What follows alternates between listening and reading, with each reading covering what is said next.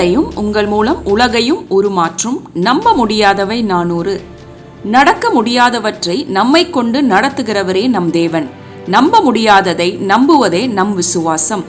தேவ பிள்ளை தேவனென்று இயேசு சொன்னாரே, நீ மனுஷன் அல்ல, மறந்திடாதே. கல்லறையை மாத்திரமல்ல, கல்லறை தோட்டத்தையே காலி செய்யும் ஆற்றலும் இப்பொழுதே உனக்குண்டு. நான் செய்ததை விட பெரிய கிரியையும் நீ செய்வாய் என உன்னை பார்த்து சொன்னவர் எல்லளவும் பொய்யுரையா இறைமகனாம் இயேசுவன்றோ. அவர் எங்கும் எப்பொழுதும் உனக்குள்ளே வாசம் செய்கிறாரே. நீ செல்லும் இடமெல்லாம் அந்த ஜீவ தண்ணீரை கட்டவிழ்த்து விடு. நீ கட்டவிழ்ப்பதை பரலோகம் கட்டவிழ்த்து வையகத்தை வாழ வைக்கட்டும். நம்ப முடியாத 400 சத்தியங்களை தொடர்ந்து கேட்போம்.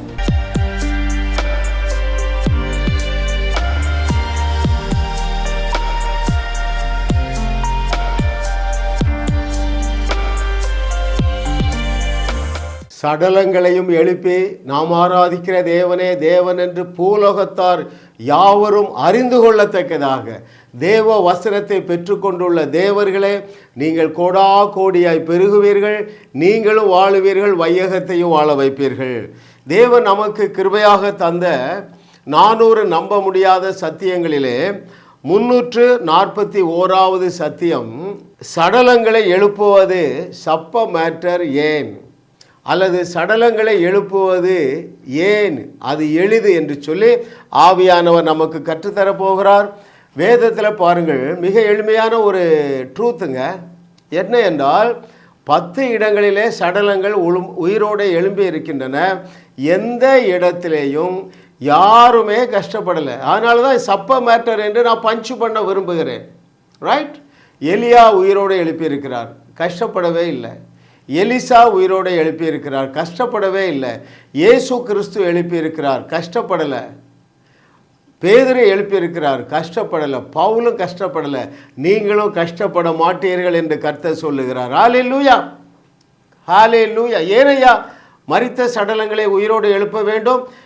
தேவன் இயேசு கிறிஸ்து மூலமாக உங்களுக்கு கட்டளை கொடுத்திருக்கிறார். வியாதியஸ்தர்களை சுத்தமாக்குவது ஒரு கட்டளை, குஷ்டரோகிகளை சுத்தப்படுத்துவது கட்டளை, மரித்தோரை உயிரோடு எழுப்புவது கட்டளை, பிசாசுகளை துரத்துவது கட்டளை. அருமையானவர்களே, அந்த கட்டளைகளிலே ஒன்றுதான் மரித்தோரை உயிரோடு எழுப்புங்கள். அநேகருக்கு சந்தேகம், அங்கிள் இதெல்லாம் என்னால் முடியுமா? அதற்குத்தான் இந்த செய்தியை கேட்கும்படியான வாய்ப்பை ஆவியானவர் உனக்கு தந்திருக்கிறார். அருமையான தேவர்களே, சோர்ந்து போகாதீங்க. ஏன் நாம் உயிரோடு எழுப்ப வேண்டும் தெரியுமா? நாம் ஆராதிக்கிற தேவனே ஒரே தேவன் என்று. நீங்கள் பாருங்கள், நம்ம தேசத்தில் இந்தியாவில் பாருங்கள், ஜனங்க ரொம்ப பக்தியாக இருக்கிறாங்க. கடவுளை தேடி எவ்வளவோ பிரயாசப்படுகிறார்கள். மலைக்கு செல்லுகிறார்கள், கடலுக்கு செல்லுகிறார்கள், எங்கெல்லாமோ செல்லுகிறாங்க. அவர்களை எப்படி நீ டெமான்ஸ்ட்ரேட் பண்ண போகிறீங்க? ஐயா இயேசுவே ஆண்டவர் என்று எப்படி டெமான்ஸ்ட்ரேட் பண்ண போகிறீங்க? அது உங்களுடைய பொறுப்பு இல்லையா? அருமையானவர்களே, மரித்தோரை உயிரோடு எழுப்புவது எளிதானது இல்லையா? இயேசு கிறிஸ்துங்கிற நாமத்தை பயன்படுத்தினால் மரித்த சடலங்களும் உயிரோடு எழும்புகின்றனவே. அதில் உனக்கு ஒரு ரெஸ்பான்சிபிலிட்டி இருக்கா இல்லையா? ஹல்லேலூயா. பாருங்கள், இதுவரைக்கும் 7 சடலங்கள் எப்படி எழும்பின என்று சொல்லி தியானித்தோம். இன்றைக்கு 8வது சடலம். இது ரொம்ப முக்கியமான ஒரு இன்சிடென்ட் சரித்திரத்தில் நடந்திருக்கிறது. ஹல்லேலூயா.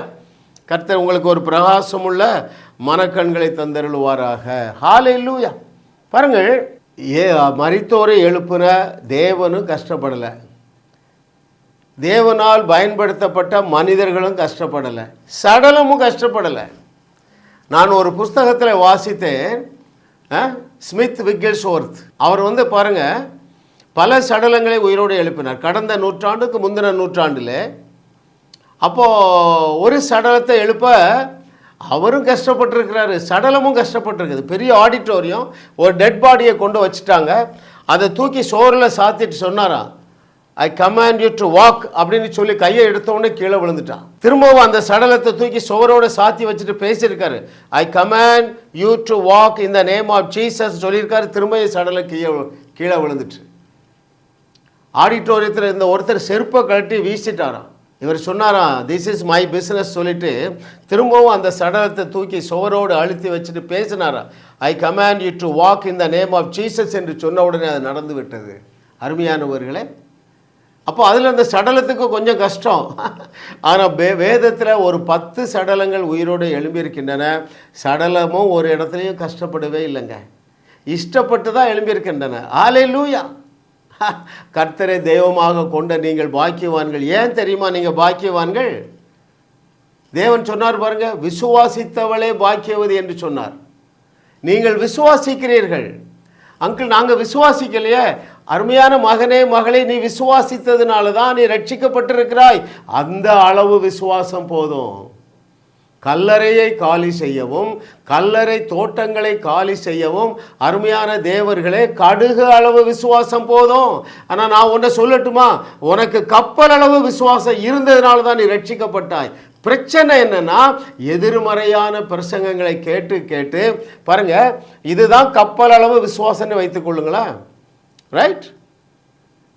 ஆனால் நீங்கள் எதிர்மறையான சுயநீதியை போதிக்கிற பிரசங்கங்களை கேட்டு கேட்டு இது அவிசுவாசம் என்ன செஞ்சுட்டு வளர்ந்துட்டு, விசுவாசம் அந்த கப்பல் அளவு இருந்த விசுவாசத்தை விட கடல் அளவு அவிசுவாசம் பெருகிட்டு அற்புதம் நடக்க பண்ணுங்க. நல்ல செய்தி நான் சொல்கிறேன் அருமையானவர்களே. உலகத்தில் என்னுடைய அண்டர்ஸ்டாண்டிங் படி நடந்திருக்கிறதுல மிகப்பெரிய அற்புதம் என்ன தெரியுமா? நீங்களும் நானும் ரட்சிக்கப்பட்டது. ஹல்லேலூயா. காணாத தேவனை நாம் விசுவாசிக்கிறோமே, அது எவ்வளோ பெரிய விசுவாசம் அருமையானவர்களே. காணாத தேவனை விசுவாசிக்கிற உங்களாலே சடலங்களை எழுப்ப முடியும் என்று உங்களாலே விசுவாசிக்க முடியும், ரைட்? ஒரு டெட் பாடியை எழுப்ப போகிறீங்க பாருங்கள். ஒவ்வொரு அற்புதம் செய்யும் பொழுதும் எனக்கு என்னுடைய எக்ஸ்பீரியன்ஸ் சொல்கிறேன்னா, அவிசுவாசமும் இருக்குது, விசுவாசமும் இருக்குது, ரைட்? நீங்கள் சத்தியத்தை சரியாக அறிந்தீர்கள் என்றால், அல்லது புதிய உடன்படிக்கையின் கண்ணாடியை அணிந்து கொண்டு வேதத்தை நீங்கள் தியானித்தீங்கன்னு சொன்னால், இந்த விசுவாசம் பெருகிக்கொண்டே இருக்கும், அவிசுவாசம் குறைந்து கொண்டே இருக்கும். கடந்த மாதத்தில் ஒரு கூட்டத்தில் ஒரு சகோதரி, சென்னையில் நாங்கள் அந்த கூட்டத்தில் பேசி கொண்டு ஒரு சகோதரி வந்தாங்க. ஒரு 40 வயசு இருக்கும். நடக்க முடியல, பாதத்தை காலிலே தரையில் வைக்க முடியல, அப்படியே கஷ்டப்பட்டு வந்தாங்க, ரைட்? இப்போ என்னுடைய responsibility, I have to heal the sickness. எனக்கு என்னது இருந்தது தெரியுமா? அவிசுவாசமும் இருந்தது, விசுவாசமும் இருந்தது. அவிசுவாசத்தை விட விசுவாசம் பெருகி இருந்ததுனால ஒரே ஒரு வார்த்தை சொன்னேன், குதிச்சாங்க, துதிச்சாங்க. அப்புறம் தான் கேட்டேன், எந்த ஒரு சிஸ்டர் திருச்சி, சரி உங்களுக்கு என்ன பிரச்சனை? 6 மாதமாக என்னால் நடக்கவே முடியாது. பாருங்கள் அருமையானவர்களே, எல்லாருக்கும் அவிசுவாசமும் இருக்கும், விசுவாசமும் இருக்கும். எது அதிகமாக இருக்கிறதோ அது வேலை செய்யும், ரைட்? நான் சொன்னேன் பாருங்கள், சுமார் 20 சடலங்களை எழுப்ப போயிருக்கிறேன். அவிசுவாசத்தை விட விசுவாசம் ஒரு சடலத்தை பார்த்து பேசும்போது கூடுனதுனால அந்த சடலம் உயிரோடு வந்துட்டு, மீதி சடலங்கள் உயிரோடு வரவில்லை. அதனுடைய அண்டர்ஸ்டாண்டிங் என்னன்னா, அந்த நேரத்தில் இருந்த விசுவாசம் எனக்கு இறங்கி அவிசுவாசம் பெருகிற்று. அதற்கு ஒரு காரணம் சொல்கிறேன். அங்கே இருந்த பெந்தகோஸ்தே சபையார் அவர்களால் விசுவாசிக்கவே முடியாது. ஒரு சின்ன தலைவலியை கூட போக்கிவிடலாம் என்கிற விசுவாசம் கிடையாது. முட்டு வலியை ஒரு வார்த்தை சொன்னால் முட்டு வலி போயிடும் என்பதை அவர்களாலே விசுவாசிக்க முடியாது. ஆகையினால நான் எங்கெல்லாம் பாஸ்டர்மார் இருக்காங்களோ அவங்க போகிற இடத்துல என்னுடைய விசுவாசம் குறைந்து அவிசுவாசம் பெருகுகிறது, ரைட்? நான் யாரையும் குறை சொல்ல விரும்பவில்லை. நானும் அப்படித்தான் இருந்து இப்பொழுது கிருபையாக கண்கள் திறக்கப்பட்டவனாக உங்களுக்கு முன்பதாக நின்று பேசி கொண்டிருக்கிறேன். ஏனென்றால் ஆரம்பத்தில் நான் டெட் ரேசிங் போகும்போது சில காயங்கள் உண்டாயிற்று. என்ன தெரியுமா? ஒரு வாலிபன் 18 வயசு பையன் இறந்து போயிட்டான். அவனை குளிப்பாட்டி ஃப்ரீசர் பாக்ஸில் வச்சுட்டாங்க. நான் போன உடனே ஃப்ரீசர் பாக்ஸை திறக்க முடியுமான்னு உடனே திறந்து வச்சாங்க. நான் ஹீலிங்கை பேசுகிறேன், ரைட்? பாடி எழும்பலை. திரும்ப தேவன் இங்கே இருக்கிறார் என்பதை டெமான்ஸ்ட்ரேட் பண்ணுவதற்கு ஆவியானவர் என்னை நினைப்பூட்டினார். பாருங்கள், இந்த இடத்துல தேவனுடைய வல்லமை இருக்கிறது, தேவன் இருக்கிறார். யாருக்கெல்லாம் உடம்பு வலிக்கு, முட்டு வலி, முதுகு வலி, தலைவலி இருக்குன்னு சொன்ன கேட்டவொடனே ஒரு 100 பேர் இருந்தாங்க. ஒரே ஒரு இந்து பாட்டியமாக எழும்புனாங்க. என்ன சொல்ல பாருங்கள், பொட்டுலாம் வச்சுருந்தாங்க. என்னம்மா செய்துன்னு பாருங்கள், அவருடைய விசுவாசத்தை பாருங்கள். ஐயா உங்களுக்கு ஏதாவது வலி இருக்காமன்னு கேட்ட உடனே முதுக காட்டினாங்க. That showed her faith. அவளுடைய விசுவாசத்தை கண்டுபிடிச்சேன். கையை வைக்கல, இயேசுவின் நாமத்தில் முதுகு வலியை போ என்று சொன்னேன். அப்படி பண்ணுறாங்க, இப்படி பண்ணுறாங்க, குதிக்கிறாங்க, நிமிர்றாங்க. அதன் பிறகு ஒரு 10 கிறிஸ்தவங்க எழுந்து வந்தாங்க. ஐயா எனக்கு இங்கே வலிக்கு, அங்கே வலிக்கு. Right, God's grace every one was healed by the grace of the Lord. பாருங்க, அப்போ இதே வல்லமை போதும் இந்த சரீரத்தை எழுப்புவதற்கு என்று சொல்லி அங்கே போனால் 2 பாஸ்டர்ஸ் ஜிப்பெல்லாம் போட்டுட்டு உட்காந்துருந்தாங்க. பாருங்கள், நான் திரும்ப அந்த இளைஞர்கள்லாம் ரொம்ப உற்சாகமாயிட்டாங்க. இன்றைக்கி அங்கிள் மூலமாக ஏதோ ஒரு பெரிய அற்புதம் நடக்க போகுதுன்னு சொல்லி, தம்பி இந்த பாடியை உட்கார வைங்கன்னு உட்கார வச்சுட்டாங்க. பேசுனேன், இயேசு நாமத்தில், அவன் பேர் அருள்ன்னு நினைக்கிறேன், இயேசு நாமத்தில் அருள், நீ எழுந்து நடப்பா அப்படின்னு பாருங்க. 2 மணி நேரம் சொன்னேன், நடக்கலை.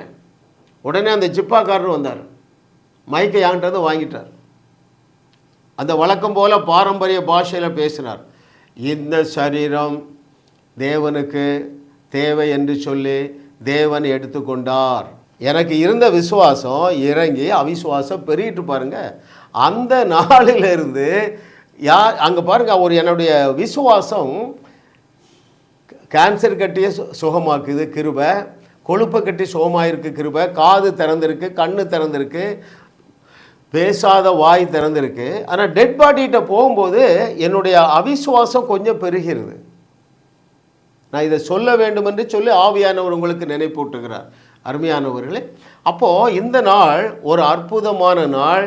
இந்த நாளிலிருந்து நீங்கள் தைரியமாக எந்த ஒரு சரீரத்தையும் விட்டு வைக்காதீங்க, தைரியமாக போங்கள்.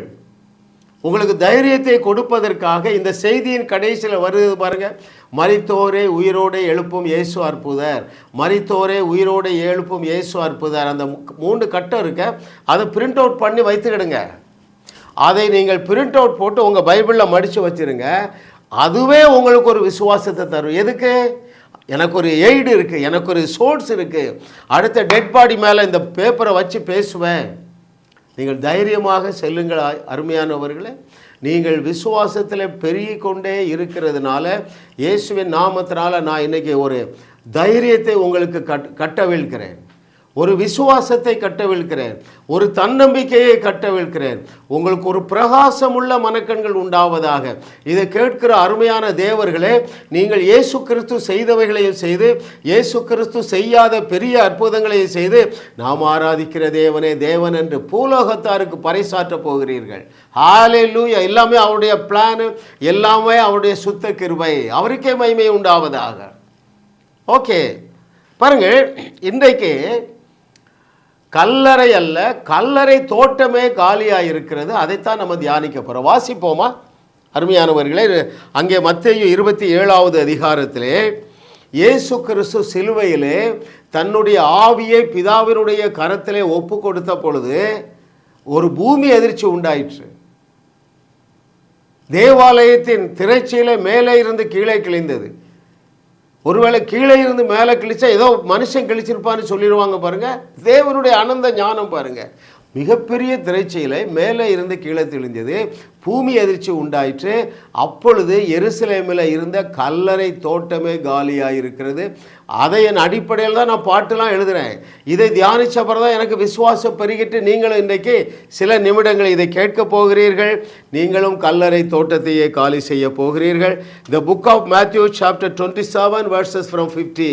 மத்தேயு 27வது அதிகாரம் 50 முதல் 54வது வசனங்கள் வரை டெட் ரைசிங்கை மட்டுமே நீங்கள் தியானிங்க. உங்கள் வியாதியை தேடியும் காணாதிருப்பீர்கள். 27:50. இயேசு சிலுவையிலே மறுபடியும் மகா சத்தமாய் கூப்பிட்டு ஆவியை விட்டார். மத்தேயு 27:51. அப்பொழுது தேவாலயத்தின் திரைச்சீலை மேல் தொடங்கி கீழ் வரைக்கும் 2ஆக கிழிந்தது, பூமியும் அதிர்ந்தது, கன்மலைகளும் பிளந்தது, கல்லறைகளும் திறந்தது. நித்திரை அடைந்திருந்த அநேக பரிசுத்தவான்களுடைய சரீரங்களும் எழுந்திருந்தது. 53வது வசனம். அவர் உயிர்த்தெழுந்த பின்பு இவர்கள் கல்லறைகளை விட்டு புறப்பட்டு பரிசுத்த நகரத்தில் பிரவேசித்து அநேகருக்கு காணப்பட்டார்கள். இந்த சம்பவம் 21வது நூற்றாண்டிலே நம்முடைய தலைமுறையிலே நடக்க போகிறது என்று சொல்லி கர்த்தர் சொல்லுகிறார். ஹல்லேலூயா. பாருங்கள், கல்லறைகளும் திறந்தன. நான் எழுதுகிற பாடல்களோ, நான் சொல்லுகிற கருத்துக்களோ, நான் பண்ணுகிற பிரசங்கமோ வேத வசனத்தை விட்டு ஒரு முடி அளவு கூட மாறாது. என்னுடைய செய்தி, ஒரு 10 செய்தியை கேட்டவர்கள் நீங்கள் அதை ஏற்றுக்கொள்ளுவீர்கள். ரைட்? பாருங்கள், கல்லறை என்ன நடந்தது என்று சொன்னால் கல்லறைகளும் திறந்தன. ஹல்லேலூயா, ஹல்லேலூயா. இல்லை, இதே போல் இன்னொரு சம்பவம் பழைய ஏற்பாட்டில் வாஸ்தம் பாருங்க. யாருமே தேவைப்படலைங்க. எலிசாவோட எலும்பு பட்டு செத்தவன் உயிரோட வந்துட்டான். இங்கே என்ன பார்க்குறோம்? யாரும் எந்த எஃபர்ட்டும் போடலப்பா. That is the power, supernatural power, dead rising power, marvellous power you are filled with.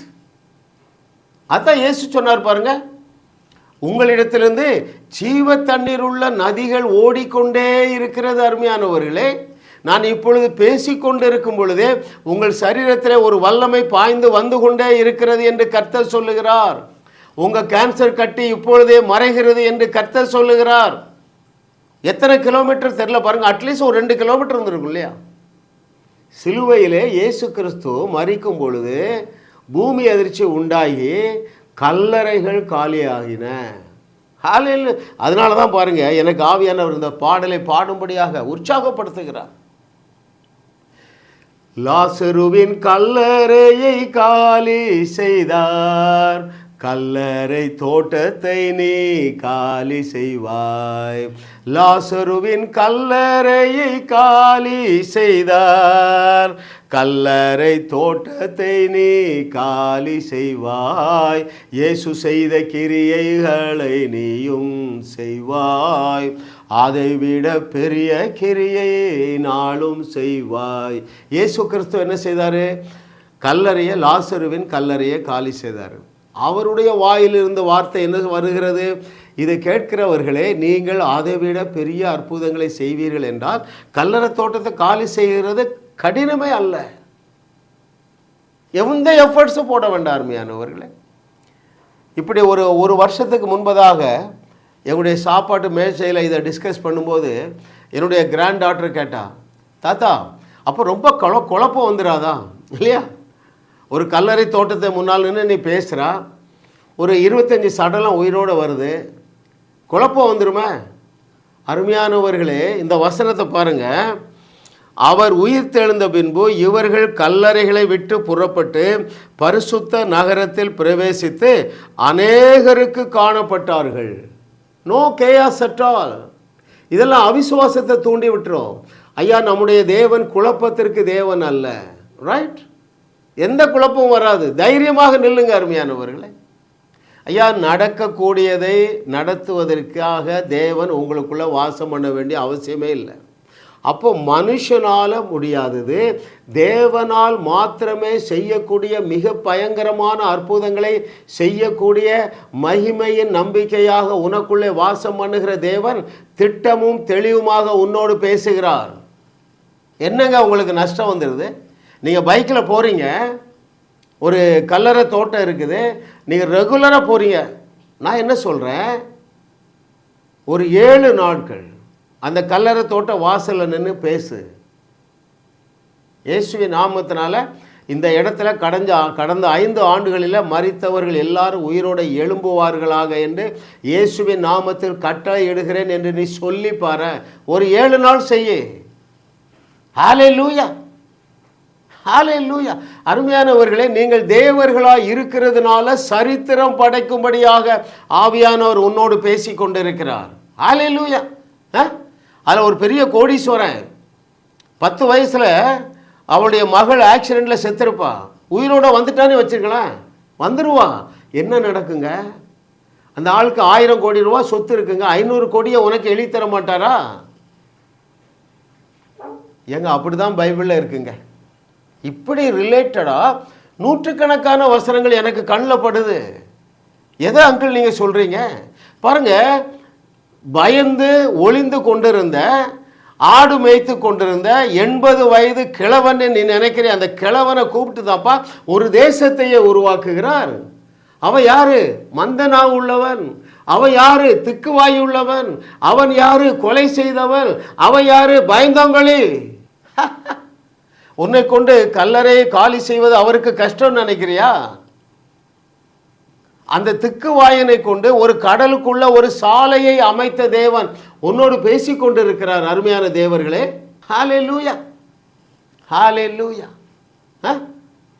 எப்பா, சூரியனை 12 மணி நேரம் நிறுத்துறதை விட கல்லறை தோட்டத்தை காலி செய்கிறது எளிதானதா இல்லையா? யோசிங்க, நீங்க யோசிங்க. ஒரு ஒழுங்கினமானவன் ஆடு மேய்த்தவனை ஒரு அரசனாக உயர்த்தின தேவனுக்கு உன்னை கொண்டு ஒரு கல்லறை தோட்டத்தை காலி செய்வது கஷ்டமா இல்லையான்னு யோசிங்க அருமையானவர்களே. நீங்க ஏன் அந்த சர்க்கிள்குள்ள வர மாட்டீங்க தெரியுமா? வர மறுக்கிறீர்கள் தெரியுமா? பிசாசு சொல்றதை நம்புறீங்க, உங்க பாஸ்டர் சொல்றதை நம்புறீங்க. இன்னைக்கு போதகர்கள் அருமையானவர்களே போராடி கொண்டு இருக்கிறாங்க. போதகர்களுடைய போராட்டம். அடுத்த தலைப்பு எனக்கு கொடுத்துட்டாரு பாருங்க.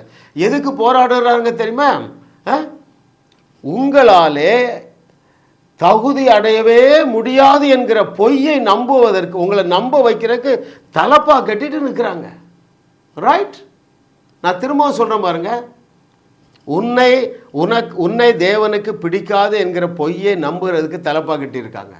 அப்படின்னா என்ன பொருள்? வீரியமா பேசுறாங்க. உன்னை எப்படி ஆண்டவர் நேசிக்க முடியும்? நீதான் சரியா ஜெபம் இல்லையா? நீதான் பாவத்திலிருந்து. இதுக்கு ஒரு சபை தேவையாங்க? இதுக்கு ஒரு ஊழியர் தேவையா? அவனே நொந்து நூலாகி போயிருக்கிறான். எத்தனை வசனம் வேணும்?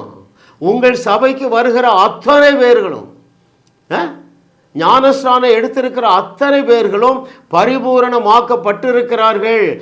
கொலோசேயர் 2:10, எபிரேயர் 10:14, அவர்கள் அத்தனை பேரும் பரிசுத்தமாக்கப்பட்டிருக்கிறார்கள். எபிரேயர் 10:10, அவர்கள் அனைவரும் தேவ நீதிமான்கள் ஆக்கப்பட்டிருக்கிறார்கள். ரோமர் 5:1, ரோமர் 8:30, 100 வசனம் இருக்குங்க.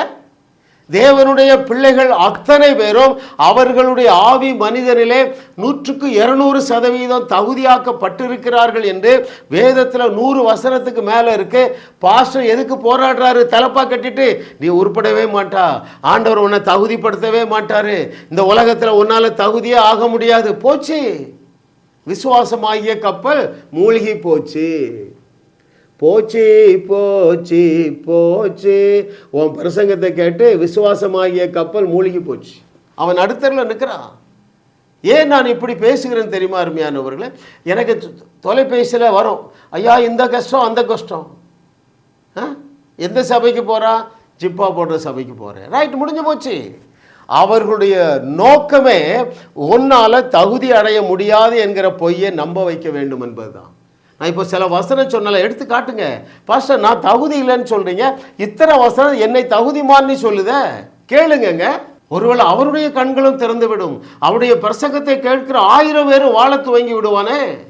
நேற்று ஒரு பாஸ்டர் எனக்கு ஃபோன் பண்ணுறாரு, ஐயா இப்போ உங்கள் பிரசங்கத்தான் கேட்குறையா, இளைஞர்களெல்லாம் நல்ல சந்தோஷமாக வராங்க, என்கிட்ட வந்து பேசுகிறாங்க, நான் இவ்வளோ நாளும் தேவன் உன் மேலே கோபமாக இருக்கிறாருங்கிற பொய்யை பேசிகிட்டே இருந்தேன். மனம் திரும்புகிற காலம் அருமையானவர்களே. 21வது நூற்றாண்டில் ஒரு இளைஞர் படை எழும்பிக் கொண்டிருக்கிறது. தேவனுடைய வார்த்தையை சத்தியமாக பேசி கொண்டிருக்கிறார்கள். எல்லாமே தேவனாலே ஆயிற்று. என்னுடைய கண்களுக்கு ஆச்சரியமாக இருக்கிறது. என் கிராண்ட் டாக்டருங்க 10th படிக்கிறா, மைக்கை கொடுத்தா 1 மணி நேரம் பேசுகிறா. இறங்கி வந்து அவன் என்ன சொல்கிறா தெரியுமா? தாத்தா இந்த மாதிரி நீங்கள் பிரசங்கம் பண்ணுறதா பண்ணுங்க, இல்லைன்னா மைக்கை யான்ட்டு வந்து வாங்காதீங்கிறாங்க. அவர்களுக்கு விளங்குகிறது, ஏனென்றால் கலை உள்ளே போகவில்லை. Hallelujah. Oh thank you Lord for your goodness. அப்போ இயேசு கிறிஸ்து மரித்த பொழுது அந்த கல்லறைகள் காலியானது போல இன்றைக்கும் ஏன் உங்கள் ஊரில் கல்லறை தோட்டம் காத்திருக்கு தெரியுமா? தேவ புத்திரராகிய தேவ புத்திரியாகிய நீ வெளிப்படும்படிக்கு. ரைட்? நீ பயப்படாத. கர்த்தர் ஒரு குழப்பத்துக்கு தேவன் அல்ல, நேர்த்தியாக செய்வார். உனக்கு விசுவாசம் இல்லை, குறையா இருக்குன்னா நீ இப்படி பேச. கடந்த 5 ஆண்டுகள் அல்லது கடந்த 10 ஆண்டுகளிலே எத்தனை பேர் மரித்தார்களோ அத்தனை பேர் உயிரோடே வருவார்களாக. அதுக்கும் உனக்கு பயமாக இருக்குது, விசுவாசிக்க முடியலையா? கடந்த 10 ஆண்டுகளிலே 50 வயசுக்கு உட்பட்டு மரித்தவர்கள் எல்லாரும் உயிரோடே வருவார்களாக என்று பேச ஆண்டவரும் பேசத்தான் சொல்கிறாரு, நானும் பேசத்தானே சொல்கிறேன். அருமையானவர்களே, நடந்தது என்ன? அன்றைக்கு அந்த கல்லறை தோட்டம் காலியானதுனாலே என்ன நடந்தது என்று அதே மத்தேயு 27:54 வாசிக்கிறேன் பாருங்க. மேத்யூ 27:54. 100க்கு அதிபதியும், 100க்கு அதிபதினா இஸ்ரவேலன் அல்லாதவன், அவனோட கூட இயேசுவை காவல் காத்திருந்தவர்களும் பூமி அதிர்ச்சியையும் சம்பவித்த காரியங்களையும் கண்டு மிகவும் பயந்து மெய்யாகவே இவர் தேவனுடைய குமாரன் என்றார்கள். ரைட்? இதை கேட்டுக்கொண்டிருக்கிற சிறு பிள்ளைகளே, இளைஞர்களே, வாலிபர்களே, உங்கள் மேலே ஒரு பவரை ரிலீஸ் பண்ணட்டுமா? அது என்ன பவர் தெரியுமா? இந்த காரியத்தை, இந்த அற்புதத்தை, இந்த டெட் ரைசிங்கை என்னாலும் செய்ய முடியும் என்கிற ஒரு விசுவாசத்தை உங்கள் மேலே நான் கட்டவிழ்க்க போகிறேன். எத்தனை பேர் வேண்டுமோ அப்படி ரிசீவ் பண்ணுங்க. ரைட்? அன்பின் பிதாவே உமக்கு நன்றி அப்பா, நான் கட்டவிழ்ப்பதை பரலோகம் கட்டவிழ்க்கும் என்று எள்ளளவும் பொய்யுரையாத என்னுடைய நாதனாகிய இயேசு கிறிஸ்து உரைத்த அந்த வார்த்தையை நம்பி இதை கேட்டுக்கொண்டிருக்கிற இளைஞர்கள், சிறுவர்கள், டீனேஜர்ஸ் ஒவ்வொருவருக்கும் ஒரு பிரகாசமுள்ள மனக்கண்கள் உண்டாவதாக, கண்கள் பிரகாசம் அடைவதாக.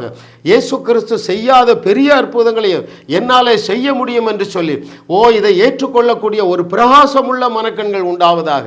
எல்லா அவிசுவாசமும் அகன்று போவதாக. இவர்கள் கல்லறை தோட்டங்களை காலி செய்து எங்களுடைய தேவனே தேவன் என்று பூலோகத்தாருக்கு அதை பறைசாற்றுவார்களாக. இயேசுவின் நாமத்தில் பிதாவே, ஆமென், ஆமென். மரித்தோரை உயிரோடு எழுப்பும்படியாக ஒவ்வொரு தேவ பிள்ளைக்கும் தேவன் கட்டளையிட்டிருக்கிறார். எலிசாவுடைய கோலிலே வல்லமை இருந்தது. பேதுருடைய வார்த்தை தபித்தாலே எழுந்திரு என்று சொன்ன பொழுது அதிலே வல்லமை இருந்தது. இங்கே நாம் இயேசு கிறிஸ்துவுடைய நாமத்தை பயன்படுத்தியிருக்கிறோம். அந்த நாமத்தில் எல்லா ஆற்றலை விட பெரிய ஆற்றல் இருக்கிறது. எனவே இந்த பேஜை நீங்கள் சில பிரிண்ட் அவுட் போட்டு வைத்து கொடுங்க. ஒரு 5-10 பிரிண்ட் அவுட் போட்டு வைத்து கொள்ளுங்கள். உங்களுக்கு தெரிந்தவர்கள் யாராவது மரித்து போனால் அந்த ஒரு காப்பி பிரிண்ட் அவுட்டை அந்த சரீரத்தின் மேலே வைத்து பேசுங்க. இயேசுவின் நாமத்தில் எழுந்திரு என்று சொல்லி நீங்கள் கட்டளையிடுங்கள். சுப்பிரமணியன் எழுந்திரு, எஸ்தர் எழுந்திரு, இயேசுவின் நாமத்தில் எழுந்திரு என்று சொல்லி நீங்கள் கட்டளையிடுங்கள்.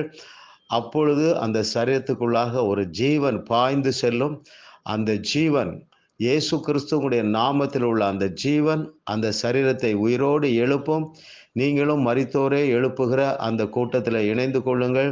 தேவனுடைய நாமம் உங்கள் மூலமாக மகிமைப்படும் என்று கர்த்தர் சொல்லுகிறார். ஆமென்.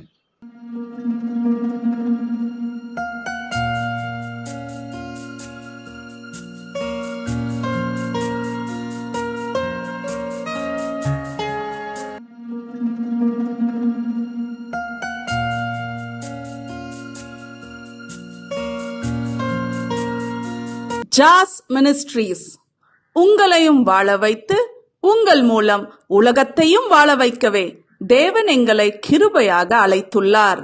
ஜாஸ் ministries kings and queens assembly வாரந்தோறும் சென்னை முகப்பேரில் நடைபெறும் ஞாயிறு ஆராதனைக்கு அன்புடன் அழைக்கிறோம். சத்தியத்தை சரியாக அறிந்து வெற்றி வாழ்க்கை வாழ்வீர்கள். சென்னையில் உள்ள உங்கள் நண்பர்கள், உறவினர்களையும் 3 மாதங்கள் அனுப்புங்கள்.